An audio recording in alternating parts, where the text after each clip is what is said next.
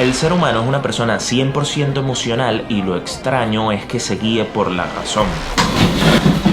Es literalmente lo primero que aprendes cuando lees las leyes de la naturaleza humana. Cuando me preguntaron por qué las personas se nublan en las emociones, lo raro es que no se nublen con las emociones.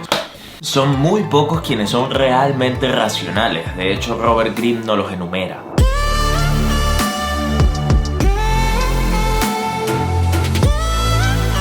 Y el motivo que tiene Robert Greene con esta ley es enseñarnos que la única forma de ser racionales es entender que el ser humano es profundamente irracional, que nos movemos es a través de nuestras emociones, que estamos llenos de sesgos y que debemos analizarnos constantemente para así tratar de ser lo menos emocionales posibles, pero esencialmente lo somos. Porque yo tengo un detector de emociones.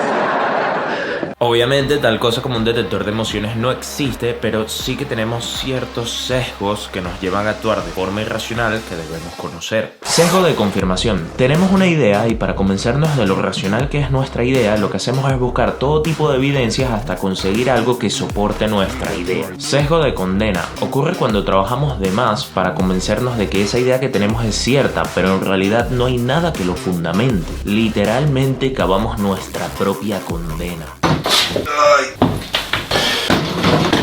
Después tenemos el sesgo de las apariencias. La gente no se da cuenta, pero tendemos a juzgar a las personas por la primera impresión que nos dan. Pero ¿qué sucede? Generalmente esa primera impresión es algo que llevamos años entrenando. Es algo el cual estamos perfectamente preparados. Es algo que hemos ensayado de forma tal que siempre nos veremos socialmente aceptados cuando en realidad estamos ocultando realmente quiénes somos. Es que no nos podemos guiar por la primera impresión. Es algo que llevamos haciendo desde carajitos y hemos estado entrenados para vernos bien, aceptables, socialmente aceptables, no sé.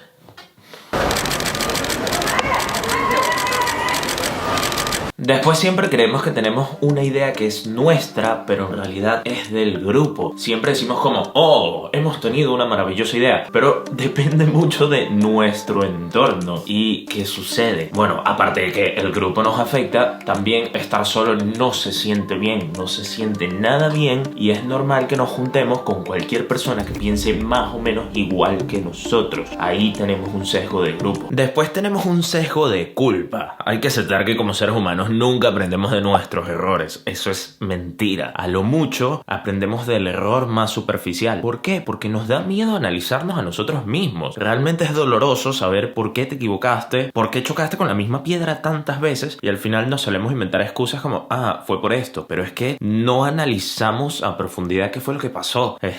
No. Y por último tenemos un sesgo de superioridad donde siempre creemos que somos mejores a los demás, siempre creemos que nosotros tenemos la razón y son los demás que se equivocan. No, por Dios, yo equivocarme nunca.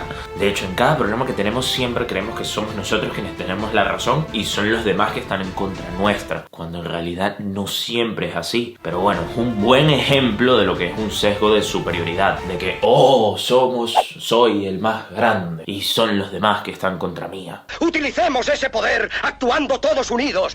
Y bueno, aparte de entender que existen varios sesgos que nos llevan a la irracionalidad, también debemos entender que hay ciertos momentos de nuestra vida que revelan lo emocionales que somos, revelan nuestra conducta. Por ejemplo, las conductas que teníamos de niños en cierta forma reflejan cómo somos nosotros.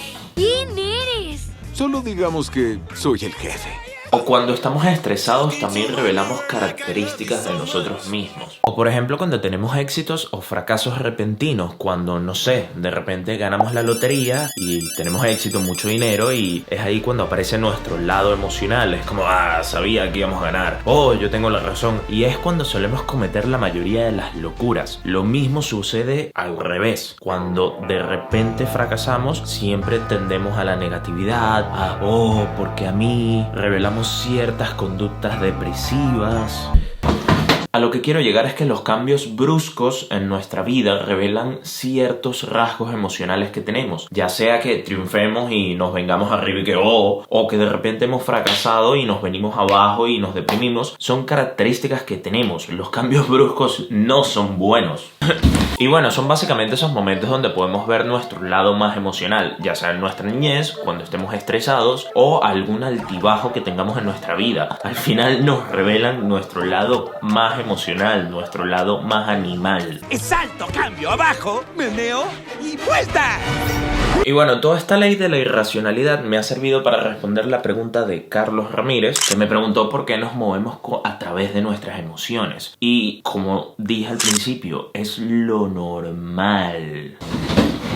Eso de mantener relaciones profesionales o vamos a ser lo más racionales posibles a largo plazo o a corto plazo es mentira. Tarde o temprano se reflejan nuestras emociones. Por otro lado, no debería sorprenderte si alguien es emocional contigo. Al final son seres humanos. Somos seres humanos.